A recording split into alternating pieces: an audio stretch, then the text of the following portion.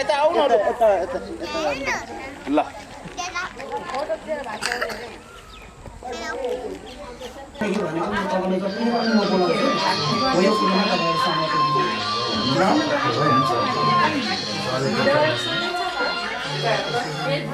अब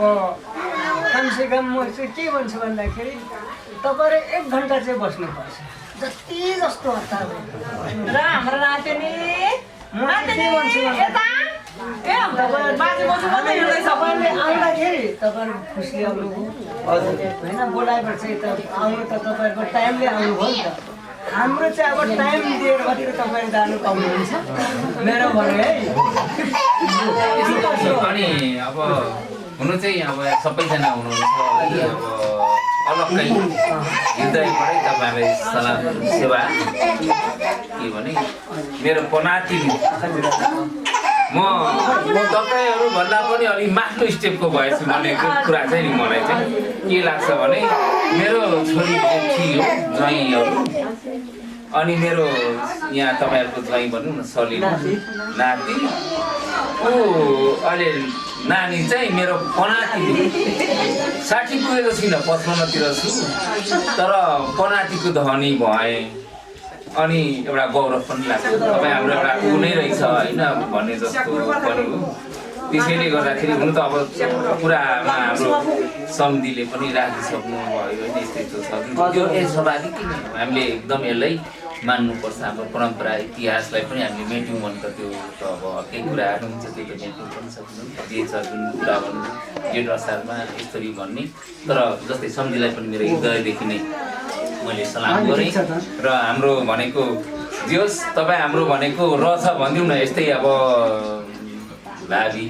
सन्तानमा हामी यसरी हुनुपर्ने भने अब तपाईँ जहाँ जे भए पनि म जहाँ हाम्रो नानीहरू जहाँ जे भए पनि अहिले उनीहरू त उहाँहरूको भविष्यको लागि त अहिले अब कर्णधारहरू बन्दैछन्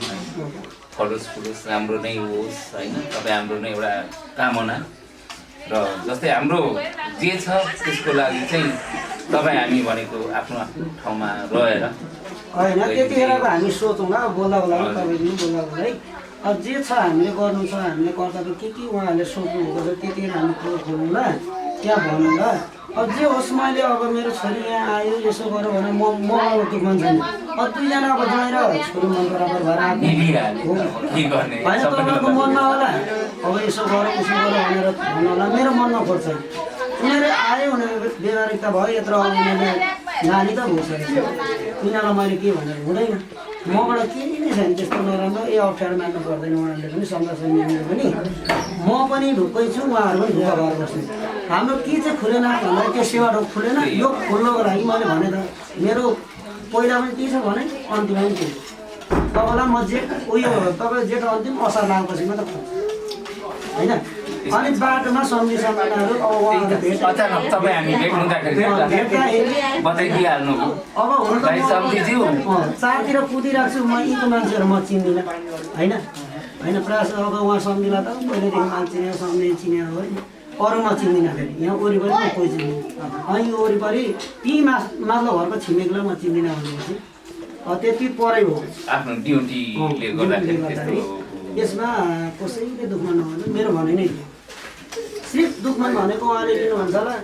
अब हाम्रो लिङ्गमा चाहिँ मेरो मम्मीले मात्रै यति लामो यो दुःख राखिदियो होइन अब मम्मीले पनि अब दुःख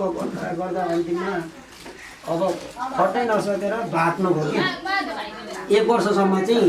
तेरो जब मृत्यु भएको दिन चाहिँ म तपाईँलाई लाख बत्ती दिन्छु पूजाआजा लाउँछु भनेर बोल्दैपछि केही पनि अरू गर्नु दिन्न भन्नुपर्छ रोकेको मात्रै हो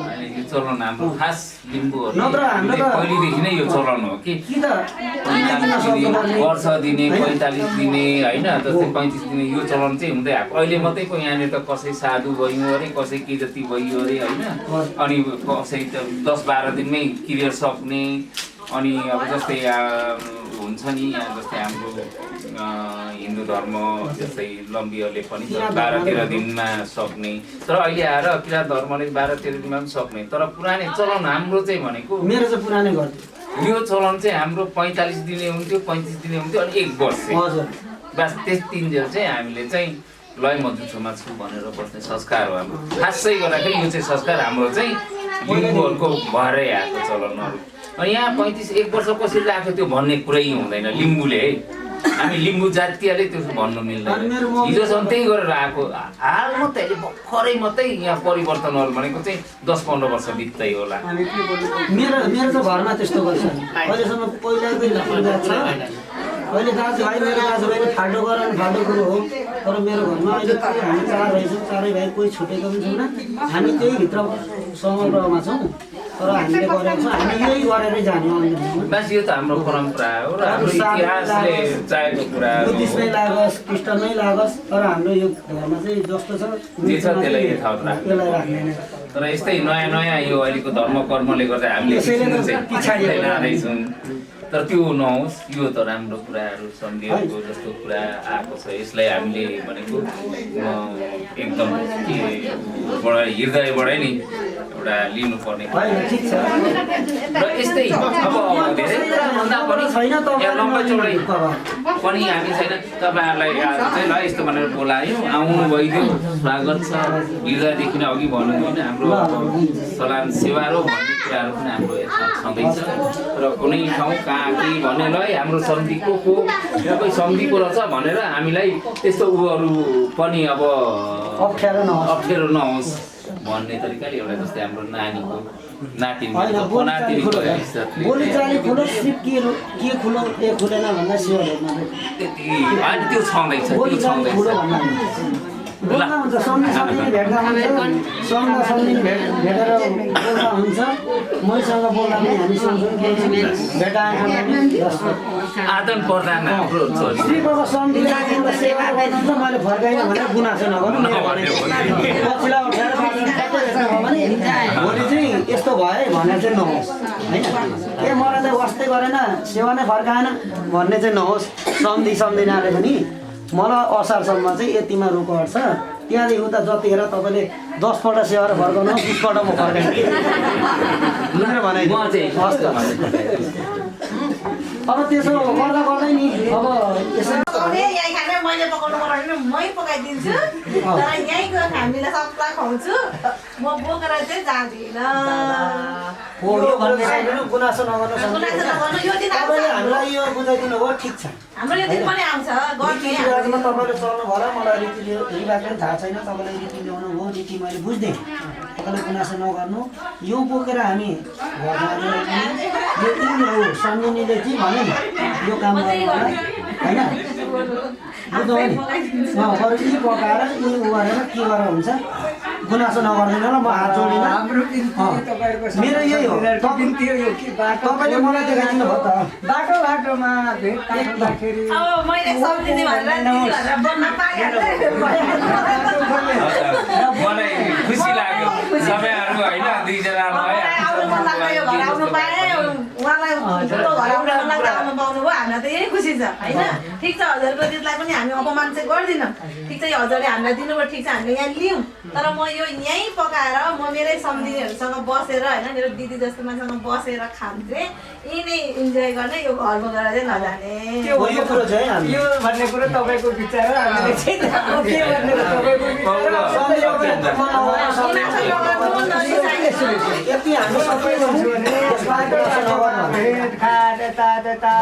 भन्ने हुँदाखेरि बोल्ने बाटो खोलेको यो खोलेको त्यो भन्ने कुरो तपाईँको विचारको कुरो हो कि होइन त्यो पनि एउटा पाठ यस्तो चाहिँ मैले पनि थोरै बोल्न लागेँ यो भन्ने कुराहरू अब बोलचाल भेटघाट भन्ने कुराहरू अघि पनि कथा गर्दै अहिलेसम्म आइराखेको छु तर यो भन्दा पनि म चाहिँ के भन्छु भने कङ्ग के भन्छ भने हाम्रो पहिले लिम्बूको इतिहासदेखि नै हामी भनेको के भन्छौँ भने लय आउने सम्झिना आफू हुनु त एककोरी मात्रै हुँदैन भोलि नै हुन्छ भनेको भोलि गएर र हाम्रो चाहिँ उद्योग सिंह उपाक सिंह उहिलेदेखि हुँदै आएकोमा हामीले यो भनेको चाहिँ जस्तै सम्झिन अनि जहीँ बेलाको चाहिँ हाम्रो एउटा फुदौङ भन्ने कुरा पनि अब लिम्बू कुरा र फुदौङ भन्ने चाहिँ त्यो पनि अब हुनु त अब सीमित छ तर त्यसलाई हामीले यसरी आएर मेजमानलाई बाबु माइती आयो भने अनि गयौँ भने दिने चलन भइआएकोले गर्दा वनमा संस्कृतिहरूलाई चाहिँ हामीले मान्नु खोजेर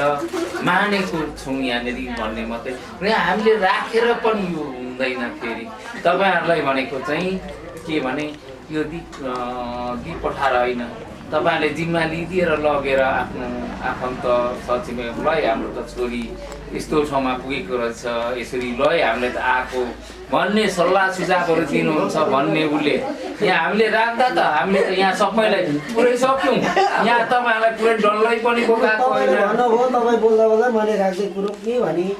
अब यो पुऱ्याउनको लागि मैले पुऱ्याउनु पर्यो कि एकतामा पुऱ्याउनु पर्यो होइन के पुऱ्याउनु पर्यो इन्टरभ्यू पुऱ्याउनु पर्यो होइन यो पुऱ्याउने अब कुनै ठाउँ पनि छैन यो लिने मान्छेहरू दिने मैले बिलो पुऱ्याइदिनु पर्ने होइन तपाईँले भनेअनुसार यो रहेछ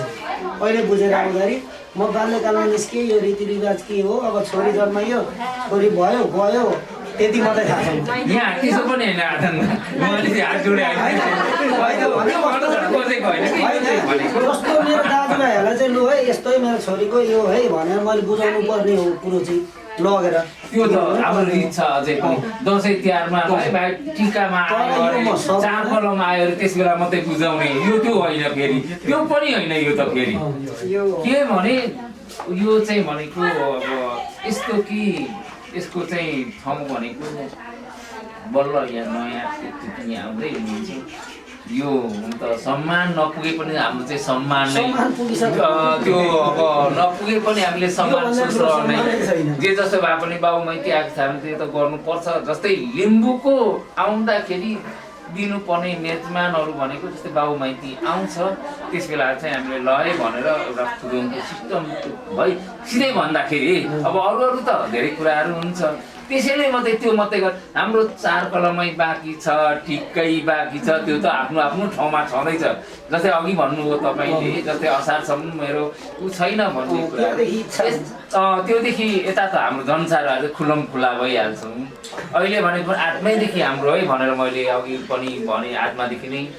यहाँ सम्झिनेलाई यस्तो ल है भन्ने कुरा पनि तर यो चाहिँ यसमा यति ऊ हो कि यो जिम्मा दिएको हो हामीले जिम्मा दिएको हो निस्केर जानुपर्छ